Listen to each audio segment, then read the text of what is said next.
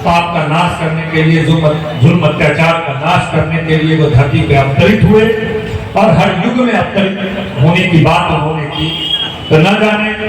क्यों मुझे ऐसा प्रतीत होता है कि श्री कृष्ण जब भगवत गीता और जब महाभारत की कथा जो हम लोग के सामने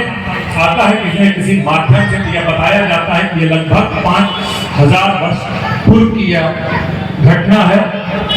लेकिन उसके बाद भी पूरे विश्व के किस कोना में, किस रूप में वह आए होंगे जिसका ज्ञात हम लोगों को नहीं है।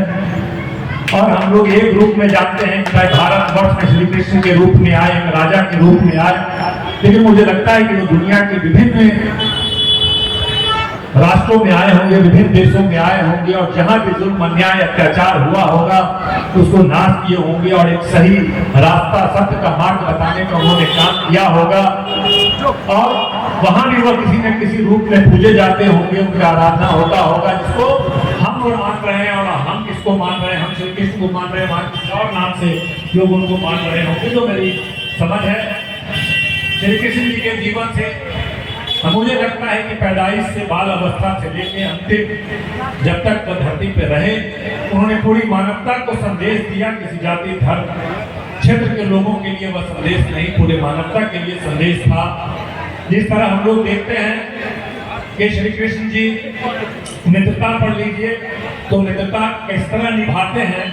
कि जिस तरह बाल अवस्था में हम लोग 2-4 मित्र होते हैं, 10 मित्र होते हैं, स्कूल में पढ़ते हैं, खेलते हैं, कूदते हैं, उसमें से कोई निकल करके अफसर बन जाता है, कोई डॉक्टर बन जाता है, कोई बड़ा बिजनेसमैन बन जाता है। उसी में से कोई मित्र है जो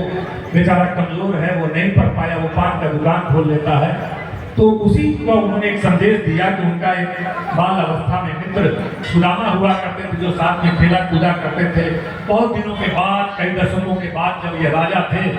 तो वो बहुत खाता हाल में था, खाने का मोहताज था। वो एक भिखारी के रूप में आ चुके थे और वो जब गए कि भाई अपने मित्र श्री कृष्ण के पास जाते हैं, वह तो राजा है, उनसे जाकर के मिलते हैं और अपना दुख बताते हैं। जब गए तो गेट पे उनको किसी ने आने नहीं दिया कि यह भिखारी, ये कहा कि श्री कृष्ण मेरे मित्र हैं और मुझे उनसे मिलने दो, हम बचपन उनके साथ खेले कूदे हैं। लेकिन गार्ड वगैरह उनको मिलने नहीं दिया, रक्षक मिलने नहीं दिया, भगा दिया कि भिखारी कहता है कि राजा के मित्र हैं। बाद में श्री कृष्ण जी को बताया गया कि भाई एक भिखारी था बाहर में और आपका मित्र कह रहा था, हम लोगों ने भगा दिया, उसने अपना नाम सुदामा बताया था। सुदामा नाम सुनते ही चौंक उठे और सारे अंगरक्षकों को छोड़कर उसके पीछे दौड़ने लगे, किधर गया सुदामा, किधर गया सुदामा, और दौड़ते दौड़ते उसको जाकर पकड़ करके लाए और गलती क्षमा काम करके पूरी मानवता को संदेश दिया कि मित्र होता है, चाहे वह किसी भी अवस्था में चला जाए, आप कहीं से कहीं बन जाए। उनका एक एक चीज, अर्जुन भी उनके मित्र थे,